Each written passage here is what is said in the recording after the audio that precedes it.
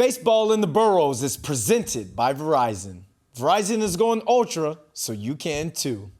It was another rough night for the Yankees, who have just, get this, 2 wins in their last 12 games. To help us sift through some of last night's storylines is New York Post's Mark Sanchez.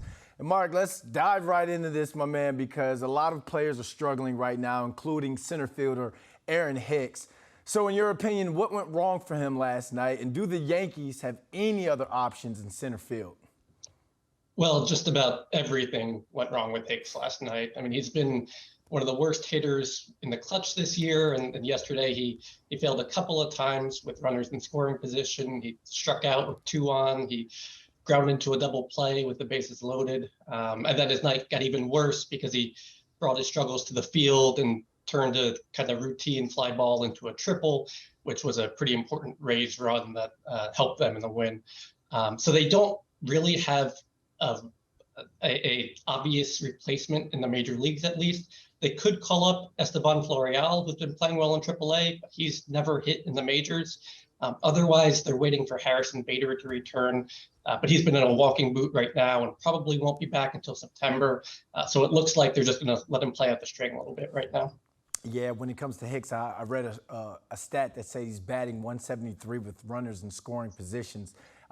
He needs to get better. Team needs to get better. But this team has been dealing with a growing list of injuries, and that's including reliever Michael King. So he's likely done for the season, but can you give us an update into his recovery? Well, he's for sure done for this season, and the question right now is whether he's done for next year too.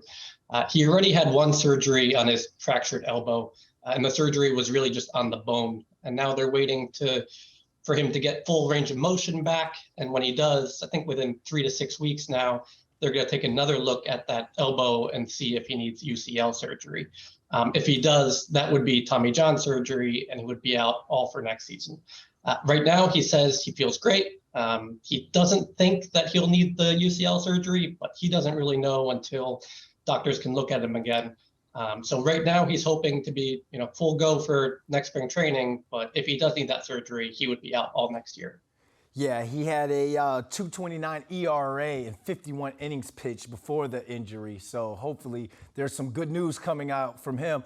But let's get on. We got all the bad out. Let's move on to a bright spot. Luis Severino seems to be making progress. So what's his status, and when can we see him back in the rotation? So he will not be back until at least mid-September because they placed him on the 60-day injured list with a lat strain, and he was not thrilled about that. He thought he would be ready to return sooner.